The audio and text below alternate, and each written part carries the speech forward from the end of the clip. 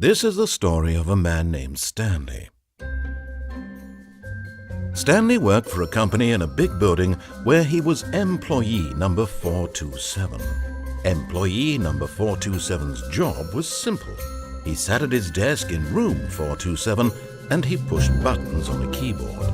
Orders came to him through a monitor on his desk, telling him what buttons to push, how long to push them, and in what order. This is what employee 427 did every day of every month of every year. And although others might have considered it soul-rending, Stanley relished every moment that the orders came in, as though he had been made exactly for this job. And Stanley was happy. And then one day, something very peculiar happened. Something that would forever change Stanley. Something he would never quite forget. He had been at his desk for nearly an hour when he realized that not one single order had arrived on the monitor for him to follow. No one had showed up to give him instructions, call a meeting, or even say hi. Never in all his years at the company had this happened, this complete isolation. Something was very clearly wrong. Shocked, frozen solid, Stanley found himself unable to move for the longest time. But as he came to his wits and regained his senses, he got up from his desk and stepped out of his office.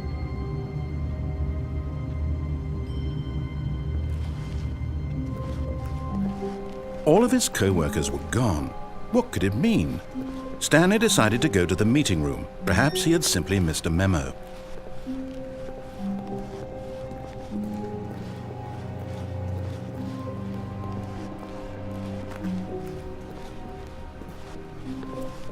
When Stanley came to a set of 2 open doors, he entered the door on his left.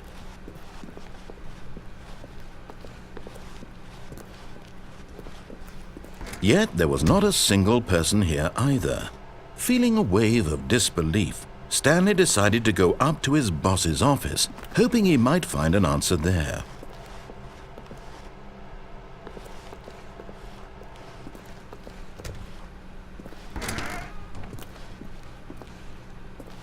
Stanley stepped into the broom closet, but there was nothing here, so he turned around and got back on track.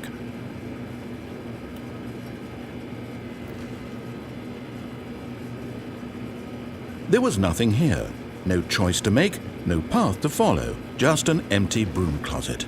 No reason to still be here.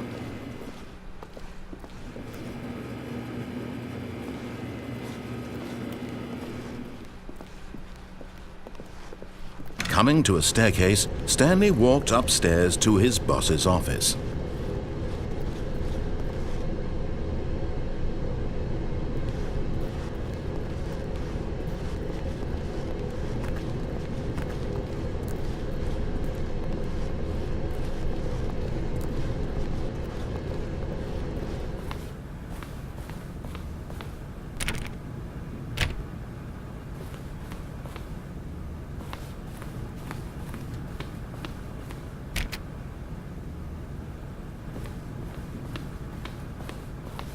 Stepping into his manager's office, Stanley was once again stunned to discover not an indication of any human life.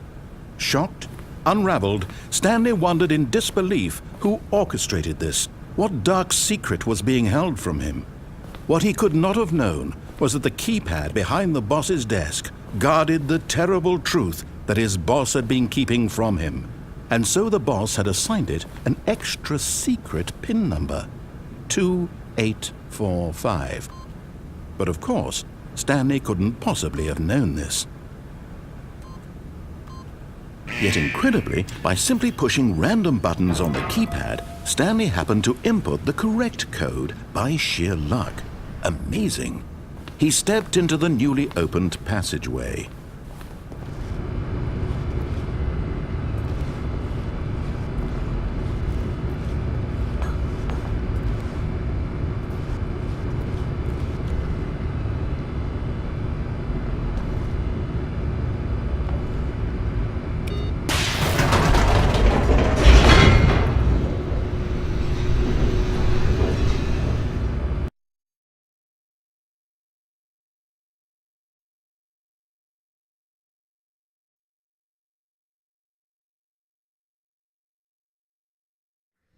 Descending deeper into the building, Stanley realized he felt a bit peculiar.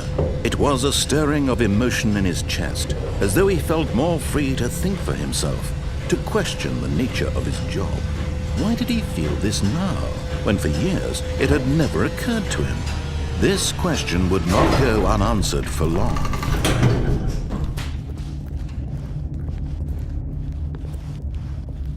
Stanley walked straight ahead through the large door that read Mind Control Facility.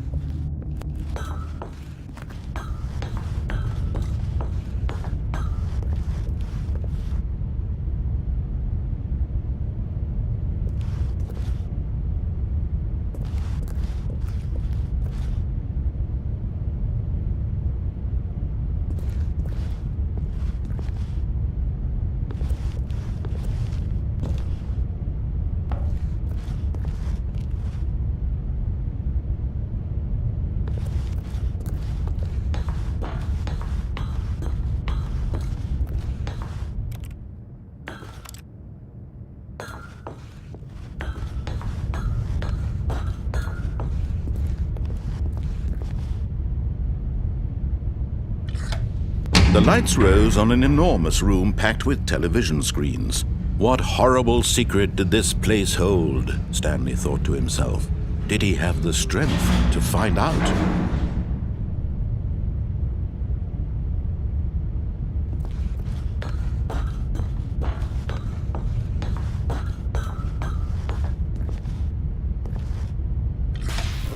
Now the monitors jumped to life, their true nature revealed.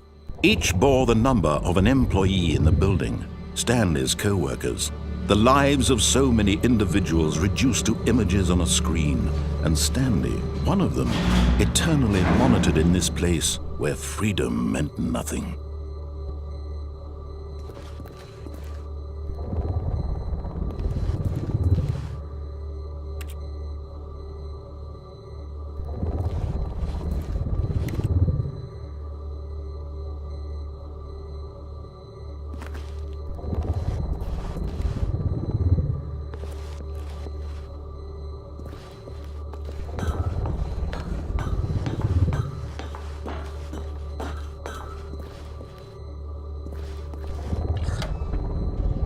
This mind control facility, it was too horrible to believe. It couldn't be true.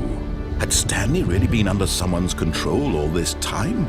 Was this the only reason he was happy with his boring job? That his emotions had been manipulated to accept it blindly?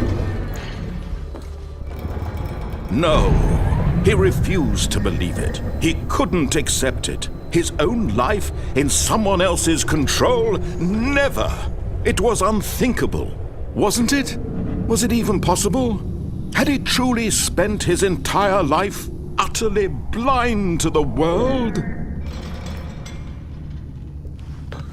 But here was the proof. The heart of the operation. Controls labeled with emotions. Happy, or sad, or content. Walking, eating, working. All of it monitored and commanded from this very place. And as the cold reality of his past began to sink in, Stanley decided that this machinery would never again exert its terrible power over another human life, for he would dismantle the controls once and for all.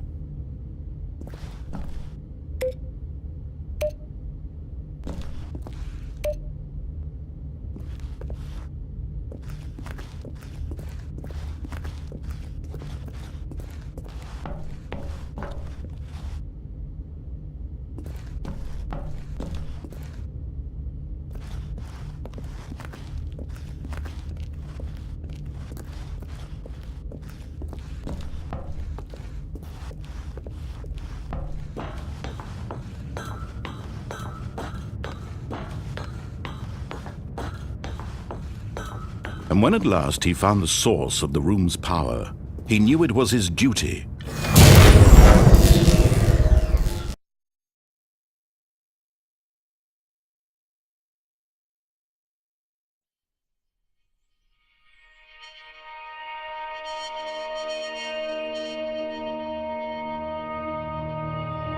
Blackness and a rising chill of uncertainty.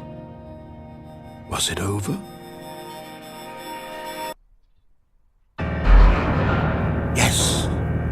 He had won! He had defeated the machine!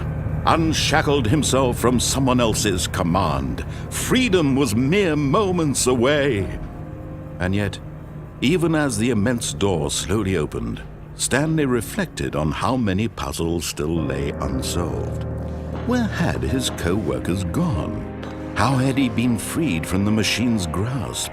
What other mysteries did this strange building hold? But as sunlight streamed into the chamber, he realized none of this mattered to him, for it was not knowledge or even power that he had been seeking, but happiness. Perhaps his goal had not been to understand, but to let go. No longer would anyone tell him where to go, what to do, or how to feel. Whatever life he lives, it will be his. And that was all he needed to know. It was perhaps the only thing worth knowing. Stanley stepped through the open door. Stanley felt the cool breeze upon his skin, the feeling of liberation, the immense possibility of the new path before him. This was exactly the way, right now, that things were meant to happen.